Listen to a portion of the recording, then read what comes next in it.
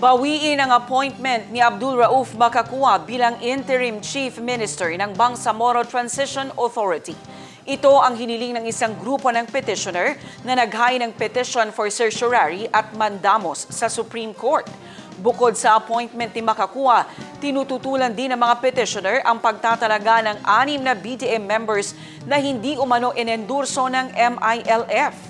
Giit ng grupo, malinaw sa Republic Act No. 11054 o ang Bangsamoro Organic Law na ang Moro Islamic Liberation Front ang dapat manguna sa Bangsamoro Transition Authority. Narito ang report.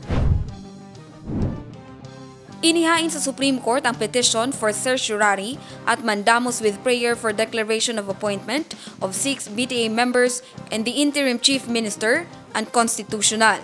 Ito ay inihain ni Saiden Abdul Wahab at Zakaria Tuan kung saan respondents ang Office of the President, Bangsamoro Transition Authority na nire-representa ni Interim Chief Minister Abdul Rauf Makakua at BTA Speaker Muhammad Yacoob. Sa kanilang petition for certiorari and mandamus, iginiit ng mga petitioner na malinaw sa Republic Act No. 11054 o ang Bangsamoro Organic Law na ang Moro Islamic Liberation Front ang dapat manguna sa Bangsamoro Transition Authority. Ayon sa petition, nag-nominate ang MILF ng 41 miyembro upang matugunan ang probisyon ng batas na dapat itong manguna sa BTA.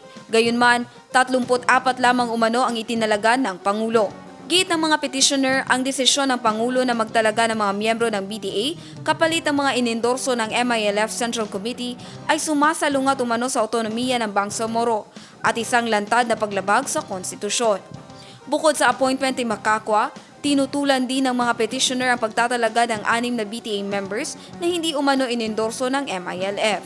Kasunod ng hakbang, inangkin nila ng appointing authority ang kapangyarihang tukuyin kung sino ang kumakatawan sa MILF, na umano'y binabaliwala ang papel ng Central Committee at sumisira sa prinsipyo ng otonomiya na itinatag ng Bangsamoro Organic Law. Hinihiling din ng mga petitioner sa Korte Suprema na ideklarang walang bisa ang Republic Act No. 11593 o ang Amended Organic Law for the Bangsamoro Autonomous Region in Muslim Mindanao at atasan si Pangulong Ferdinand Marcos Jr. na magtalaga ng mga miyembro ng BTA na titiyak sa pamumuno ng MILF, alinsunod sa umiiral na batas. Jen Garcia, iMinds, Philippines.